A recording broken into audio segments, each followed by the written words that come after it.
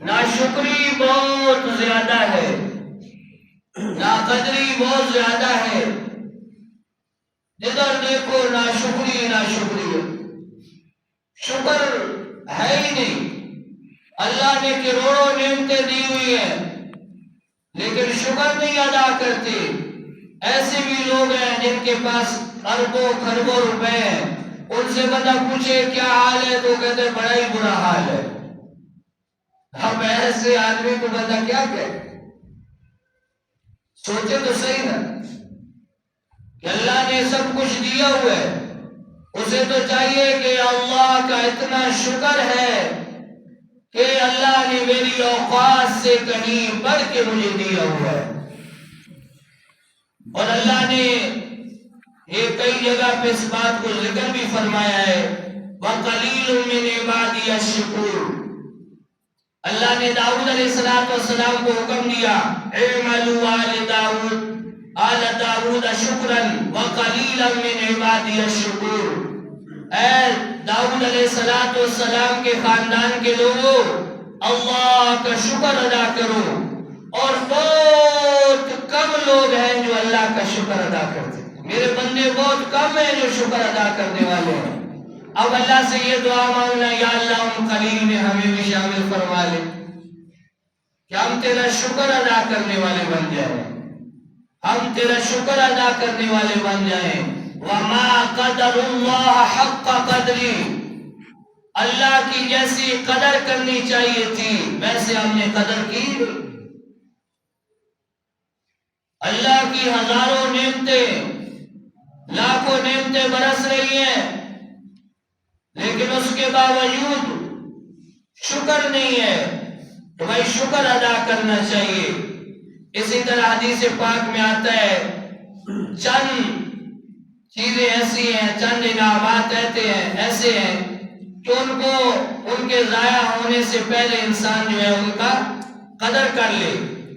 جیسے زندگی کی قدر موت سے پہلے کرنی ہے، کر لیں گے تو انشاءاللہ فائدہ ہوگا۔ کیسے اعمال انسان کر جائے جو اللہ سے تعلق والے ہوں۔ صحت کی قدر، بیماری سے پہلے اللہ نے جوانی دی ہے، تندرستی دی ہے، چاہیے کہ اللہ کی عبادت کریں، بہت زیادہ اللہ سے مانگیں، لیکن یہاں معاملہ یہ ہے کہ کوئی فرض نماز پڑھنے کے لیے تیار نہیں ہے، اور جب صحت چلی جاتی ہے، بیمار ہو جاتے ہیں، پھر ترستے ہیں کہ بھئی کاش کہ کچھ صحت میں کر لیا ہوتا، اب تو کچھ ہوتا بھی نہیں ہے۔ تو اسی طرح فرمایا وقت کی قدر مشغولیت سے پہلے۔ اللہ نے وقت دی ہے، کوئی مصروفیت نہیں ہے، تو بھئی کچھ اللہ کے دین کا کام کر لے، تو ہے نہیں۔ جوانی کی قدر بڑھاپے سے پہلے۔ اللہ نے جوانی دی ہے، اب بڑھاپے سے پہلے اللہ کے سامنے اپنے آپ کو جھکا دیں، اور ان لوگوں کو دیکھیں جو بیچارے گھٹنوں کے معذور ہونے کی وجہ سے کرسی پہ نماز پڑھتے ہیں، ہوا میں سجدہ کرتے ہیں، اس سجدے کی لذت سے معلوم ہے۔ تو اس لیے بھائی اسی طرح مال کی قدر غربت سے پہلے۔ اللہ نے مال لیا ہوا ہے، اللہ کے راستے میں خرچ کرے گا، ہو سکتا ہے غربت آ جائے، پھر انسان چاہے بھی تو کچھ نہیں کر سکتا۔ اسی طرح سیدنا علی المرتضیٰ رضی اللہ عنہ فرماتے ہیں، جس کو 5 چیزیں مل گئی اس کو ساری کائنات کی تمام نعمتیں مل گئی۔ شکر کرنے والی زبان، ذکر کرنے والا دل، مشقت اٹھانے والا بدن، نیک بیوی اور بدن کی تندرستی۔ شکر والی زبان مل گئی، ذکر والا دل مل گیا، اللہ نے ذکر کرنے والا دل عطا فرما دیا، مشقت اٹھانے والا بدن دے دیا، نیک بیوی عطا فرما دی، صحت عطا فرما دی۔ تو یہ اللہ کا بہت بڑا انعام ہے۔ اب اس پہ چاہیے کہ ہم اللہ کا شکر ادا کریں۔ اللہ اکبر کبیرہ۔ اسی طرح دوسری چیز میرے دوستو، بلا کی زینت صبر میں ہے۔ کوئی پریشانی آ گئی، مصیبت آ گئی، اب جو صبر کرے گا اللہ اسے اجر عطا فرمائے گی۔ ایک بزرگ فرماتے ہیں جو کام تیسرے دن کرنا ہوتا ہے وہی اگر پہلے دن کر لیں تو اللہ بھی خوش ہو جائیں گے اور اجر بھی ملے گا۔ تیسرے دن بھی وہی صبر ہی کرنا ہوتا ہے، انسان رو رو کے چپی ہو جاتا ہے، تو وہی پہلے دن کر لیں، یا رب میں تیرے رضا پہ 100% راضی ہوں۔ اس لیے تو فرمایا، ایک حدیث قدسی کے اندر آتا ہے، من لم یستسلم بقضائی، جو شخص میری قضا کو نہیں مانتا، میری قضا کو تسلیم نہیں کرتا، کہتا ہے ایسا کیوں ہو گیا، ویسا کیوں ہو گیا، میرا ہی بیٹا کیوں فوت ہوا، جو ایسا کہتا ہے، وَلَمْ يَصْبِرْ عَلَى بَلَائِي، اور جو مصیبتوں پہ صبر نہیں کرتا، فَلْيَتَّخِذْ رَبًّا سِوَائِي، اسے چاہیے کہ میرے علاوہ کوئی اور رب ڈھونڈ لے، اور کسی کو رب بنا لے۔ جو قضا پہ راضی نہیں ہے، مصیبتوں پہ صبر نہیں کرتا، اور اسے چاہیے کہ اللہ کے علاوہ کوئی اور رب ڈھونڈ لے۔ تو میرے دوستو، ایسے ایسے واقعات انسان حیران ہو جاتا ہے۔ ایک عورت طواف کر رہی تھی، بار بار کہتی ہے، یا اللہ میں اس حال میں بھی آپ سے راضی ہوں۔ تو ایک اللہ والے تھے، انہوں نے پوچھا، بہن کیا بات ہے، بار بار ایک بات کرتی ہو؟ اس نے کہا کہ گھر میں 3 بیٹے تھے، بڑے بیٹے نے درمیانے کو کہا کہ 2 دن پہلے ابو نے کیسے بکری ذبح کی ہے، میں آپ کو طریقہ بتاتا ہوں۔ اس نے اس کو لٹایا، اس کو یہ نہیں پتا تھا چھری چل جائے گی، تیز چھری تھی، اس نے اس کے گردن پہ رکھی، اس کی ناڑیں کٹ گئی، وہ خون میں لت پت ہو کے فوت ہو گیا۔ دوسرا جو ہے وہ ڈر کی وجہ سے بھاگا، جا کر لکڑیوں میں چھپا، ایک سانپ نے اسے ڈسا، وہ وہیں فوت ہو گیا۔ ایک تیسرا چھوٹا بچہ کرالی کرنے والا، میں تندور پہ روٹیاں لگا رہی تھی، وہ پاس ادھر بٹھایا ہوا تھا، جب ان دونوں کی لاشیں اٹھا کے لائی کہ تیسرے کو ڈھونڈو تو وہ تندور میں جا چکا تھا۔ ان تینوں کو غسل دے کے، کفنا کے، دفنا کے ابھی میں طواف کے لیے آئی ہوں، اور میں اپنے رب سے کہہ رہی ہوں، یا اللہ میں اس حال میں بھی آپ سے راضی ہوں۔ باقی بات تو ہے نا، تو یہ صبر ہے، اللہ اس پہ اجر دیتے ہیں۔ اے صبر نہیں رہا، بالکل صبر نہیں ہے، مصیبتیں پریشانیاں آتی ہیں، رونا دھونا شروع کر دیتے ہیں، کروڑوں نعمتیں برس رہی ہیں، اور پہلے صرف عورتیں جو ہے یہ ناشکری کرتی تھی، بے صبری کرتی تھی، اب مرد بھی ایسے ہو گئے۔ تو بھائی اس کی کوشش کرنی چاہیے کہ صبر سے کام لیں۔ علم کی زینت حلم میں ہے۔ ایک آدمی کو علم تو ہے لیکن حلم اس کے پاس نہیں ہے، بردباری، بات کو برداشت کرنا یہ نہیں ہے، تو ایسے علم کا کوئی خاص فائدہ نہیں ہے۔ وہی پیارے محبوب صلی اللہ علیہ وسلم کی مبارک زندگی کو ذرا پڑھے نا، آپ کو پتہ چلے گا کہ بھائی پیارے محبوب صلی اللہ علیہ وسلم کی مبارک زندگی کیسی ہے۔ تو آج یہ چیز نہیں ہے، اللہ کے نبی صلی اللہ علیہ وسلم کا ایسا حلم کا معاملہ تھا کہ آپ اتنے حلیم تھے کہ آپ اس کا اندازہ نہیں لگا سکتے۔ آپ کے واقعات موجود ہیں۔ ایک دفعہ ایک اہلیہ کے گھر میں آپ کی باری تھی، دوسری اہلیہ نے کوئی اچھی چیز بنائی، اس نے بھیجنے غلام کے ہاتھ اب ان کو غصہ آیا، جن کی گھر باری تھی انہوں نے ان کا برتن بھی توڑ دیا، چیز گرا دی، میرے گھر میں باری تھی آپ نے کیوں لائی؟ اللہ کے نبی صلی اللہ علیہ وسلم ساری یہ بات دیکھ رہے، آپ نے اس غلام سے کہا کہ آپ کی ماں کو غیرت آ گئی ہے،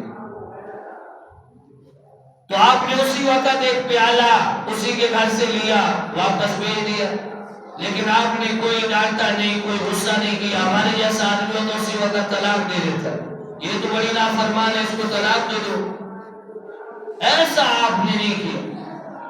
ایک دفعہ امی عائشہ صدیقہ رضی اللہ تعالیٰ اور پیارے محبوب صلی اللہ علیہ وسلم کا کوئی معاملہ تھا، سیدنا صدیق اکبر رضی اللہ تشریف لائے تو آپ نے فرمایا کہ اے ابوبکر ہمارے درمیان ایک بات کا فیصلہ کرو۔ بھائی بات کون بتائے گا؟ تو اللہ کے نبی صلی اللہ علیہ وسلم نے فرمایا میں بتاتا ہوں۔ تو کئی انہوں نے امی نے ناز میں آ کر کہہ دیا یا رسول اللہ صلی اللہ علیہ وسلم صحیح صحیح بات کرنا۔ اب وہ صدیق تھے، عاشق تھے، انہوں نے ایک تھپڑ مارا بیٹی کو کہ بھئی اللہ کے رسول بھی غلط بات کر سکتے ہیں۔ تو آپ نے اسی وقت ان کو پیچھے کیا، وہ جلدی سے آ کر پیچھے چھپ گئی۔ انہوں نے کہا آپ نے ابوبکر صدیق سے کہا کہ آپ کو ہم نے فیصلے کے لیے کہا، یہ تو نہیں کہا کہ تھپڑ مارنا شروع کر دیں، بھائی آپ جائے ہم اپنی بات کا فیصلہ خود ہی کریں گے۔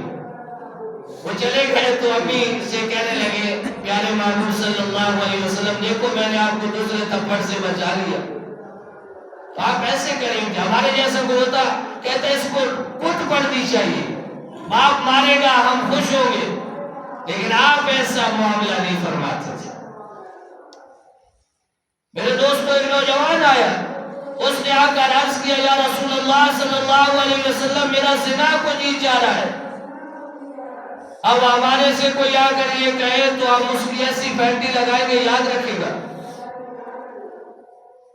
آپ نے اسے فرمایا کہ دیکھو بھائی تو یہ چاہتا ہے کہ تیری والدہ کے ساتھ کوئی ایسا کام کرے؟ نہیں، تیری بیٹی کے ساتھ، تیری بیوی کے ساتھ، تیری بہن کے ساتھ سارے رشتے گنوائے۔ تو فرمایا جس کے ساتھ آپ یہ کام کریں گے وہ بھی تو کسی کی ماں بہن بیٹی ہوگی، جب آپ اس کو پسند نہیں کرتے تو کوئی بھی پسند نہیں کرتا۔ اور آپ نے اس کے سینے مبارک پہ ہاتھ پھیرا، آپ نے ہاتھ مبارک جب پھیرا، وہ صحابی نوجوان کہتے ہیں کہ اس کے بعد سب سے زیادہ مجھے نفرت زنا سے ہو گئی۔ ایک بوڑھا آدمی آیا اور اس نے جو ہے مسجد نبی شریف کے صحن میں پیشاب شروع کر دیا، بدبو تھا، صحابہ بھاگنے لگے، آپ نے منع کر دی۔ اور واقعی اس وقت معاملہ ایسا ہی تھا کہ اگر اس وقت کوئی جاتا تو وہ اپنے کپڑے بھی خراب کرتا، مسجد نبی شریف میں ہر جگہ پہ پیشاب کرتا۔ آپ نے اسے کہا جی اس کو پیشاب کرنے، آپ نے پھر اسے بلایا اور اسے سمجھایا کہ یہ مسلمانوں کی عبادت کی جگہ ہے، یہاں ہم عبادت کرتے ہیں اور اللہ نے حکم دیا کہ اس کو پاک صاف رکھنا ہے، تو آئندہ ایسا نہیں کرنا۔ اس جگہ کو دھلوا دیا۔ اللہ اکبر کبیرہ، اس کے پاس کپڑے نہیں تھے، آپ نے کپڑے دیے، سواری دی۔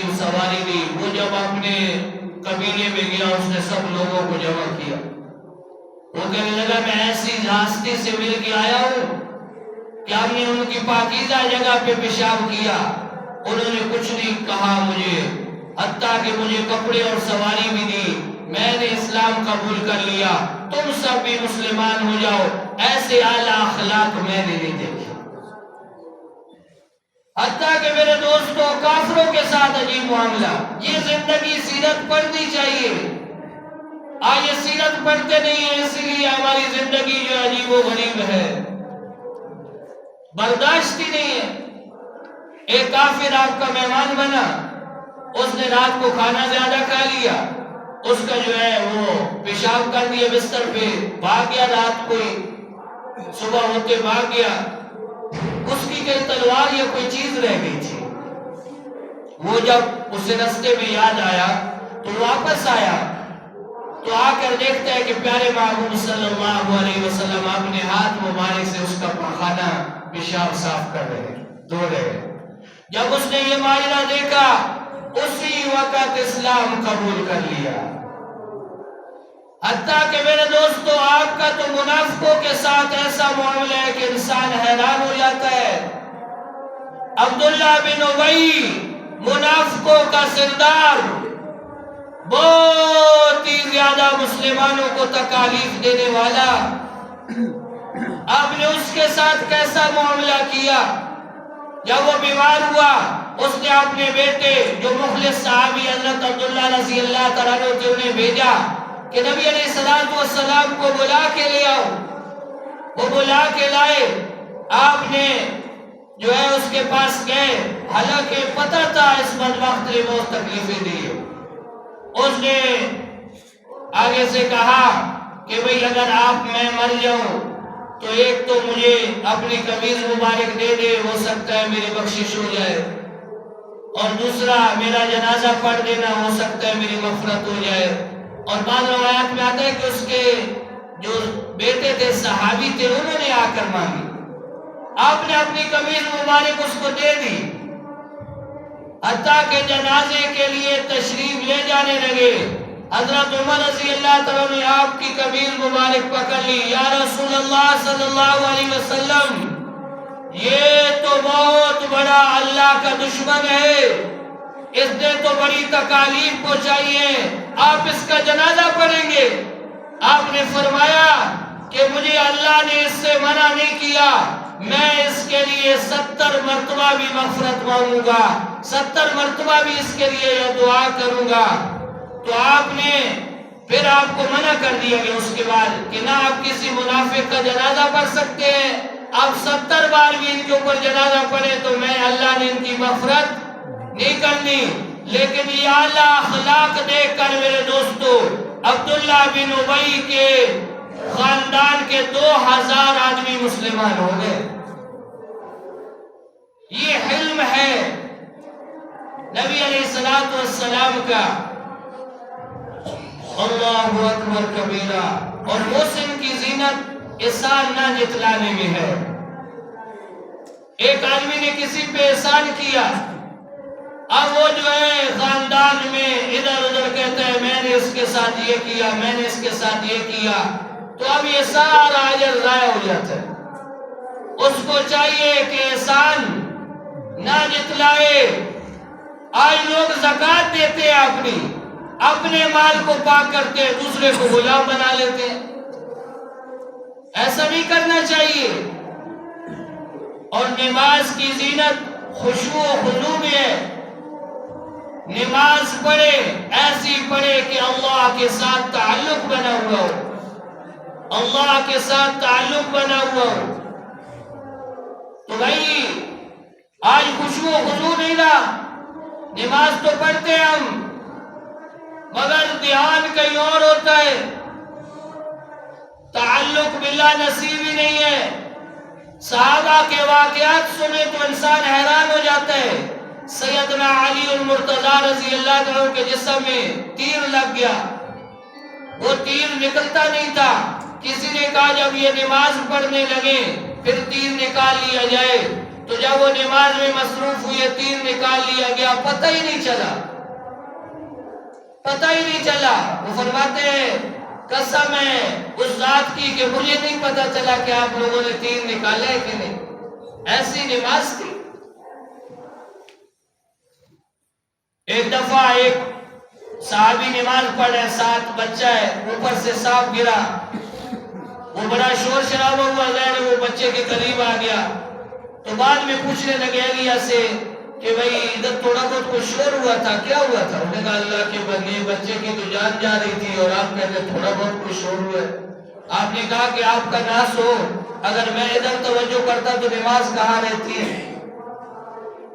تو ایسی ان کی نمازیں تھی۔ پھر اس پہ اللہ فیصلے فرماتے۔ اب ادھر نماز کے دوران دنیاوی خیالات آ رہے ہیں، ادھر آ رہے ہیں، ادھر آ رہے ہیں، اللہ سے مانگا بھی کبھی نہیں ہے۔ تو وہی ضروری ہے، اسی طرح خوف کی زینت گناہوں کو چھوڑنے میں ہے۔ وہی ایسا اللہ کا خوف غالب آ جائے کہ انسان گناہوں کو چھوڑنے کے لیے تیار ہو جائے. اب ویسے کہتا ہے میں اللہ سے ڈرتا ہوں لیکن گناہوں پہ گناہ کرتے جا رہا ہے. یہ اللہ سے ڈرتا نہیں، جھوٹ بولتا ہے. اللہ کے خوف جو ہے وہ ایسی چیز ہے کہ پھر گناہ کے انسان قریب نہیں جا سکتا. وہ سوچتا ہے میرا اللہ دیکھ رہا ہے، میرا اللہ سن رہا ہے، میرا اللہ میرے دل کی بات کو جانتا ہے. یہ ایسی جلوت خلوت کہیں بھی ہو اللہ کو یاد رکھے. حضرت عبداللہ بن عمر رضی اللہ تعالیٰ عنہ ایک صحابی ہے. وہ ایک دفعہ جنگل میں تشریف لے گئے تو وہاں میں دیکھا ایک چرواہ ہے، بکریاں چرا رہا ہے. آپ نے اسے کہا کہ بھائی دودھ دے دو بکریوں کا. اس نے دے دیا. تو پھر اسے کہا کہ بھائی ہمارے ساتھ کھانا کھاؤ. تو وہ کہنے لگا جی میں روزے سے ہوں. بڑے حیران ہوئے. انہوں نے ویسے آزمائش کے طور پہ کہا کہ ایک بکری دے دو، اس کو ذبح کرتے آپ کو بھی دیں گے، آپ بھی افطاری کر لینا، آپ بھی کھائیں گے. وہ کہنے لگا جی میں غلام ہوں، اس کا مالک مدینہ شریف میں ہے، تو اس نے مجھے دودھ کی اجازت دی ہوئی ہے کہ بھائی کوئی مسافر ہو تو دے دے، لیکن بکری کی اجازت نہیں ہے. تو اس نے کہا کہ آپ مالک کو کہہ دینا. آزمائش کے طور پہ کہا کہ بھائی بھیڑیا کھا گئے. جیسے آج ہماری مکاری ہے کہ ایسے ایسے بہانے تراشے ہوتے ہیں، جھوٹ پہ جھوٹ بولتے ہیں، گڑبڑ کرتے جاتے ہیں. وہ مکاریاں نکل بھی جاتی ہیں، اولاد سے انسان دیکھتا ہے، ہر طرف سے دیکھتا ہے، لیکن سمجھتا نہیں ہے. اللہ اکبر کبیرہ. جب انہوں نے یہ کہا تو وہ کہنے لگا فَعَيْنَ اللَّهِ، پھر اللہ کہا ہے. مالک کو تو کہہ دوں گا کہ بھیڑیا کھا گئے ہیں، اللہ تو دیکھ رہا ہے، اللہ تو سن رہا ہے، اللہ تو سب کچھ جانتا ہے. حضرت عبداللہ بن عمر رضی اللہ تعالیٰ پہ اس بات کا ایسا اثر ہوا کہ آپ تشریف لائے اور آپ نے آ کر اس کے مالک سے وہ بکریاں بھی خریدی اور اس چروائے کو بھی خریدا اور اس چروائے کو آزاد کر کے بکریاں تحفے میں دے دی. کہ تیرا کیسا زبردست یقین ہے کہ اس جنگل میں بھی تجھے اللہ یاد ہے. تو بھائی یہ اللہ دیتے ہیں. اگر وہ مکاری چلاکی کرتا تو یہ نہ آزاد ہو سکتا تھا نہ یہ ساری بکریاں مل سکتی تھی. تو اللہ کا خوف ایسی چیز ہے کہ انسان کی جلوت خلوت سب کچھ ایک ہو جاتی ہے. اللہ سے دعائیں مانگنی چاہیے کہ یا اللہ گناہوں سے میری جان چھڑا دے. گناہ چھوٹے ہو بڑے ہو، بچھو چھوٹا ہو بڑا ہو، چنگاری چھوٹی ہو بڑی ہو، وہ جلاتی ہے. بچھو چھوٹا ہو بڑا ہو وہ کاٹتا ہے. تو اس لیے بھائی ہر وقت ڈرتے رہنا چاہیے. غم حیات کے سائے محیط نہ کرنا، کسی غریب کو دل کا غریب نہ کرنا. غم حیات کے سائے محیط نہ کرنا، کسی غریب کو دل کا غریب نہ کرنا. میں امتحان کے قابل نہیں ہوں میرے مولا، مجھے گناہ کا موقع نصیب نہ کرنا. ہر وقت انسان اللہ سے یہی دعا مانگتا رہے، اللہ گناہوں سے بچائے رکھنا، تقوی والی زندگی عطا فرمانا. اللہ سے دعا ہے کہ اللہ ہماری جلوت اور خلوت، ظاہر اور باطن کو ایک جیسا فرما دے. وآخر دعوانا الحمدللہ رب العالمین.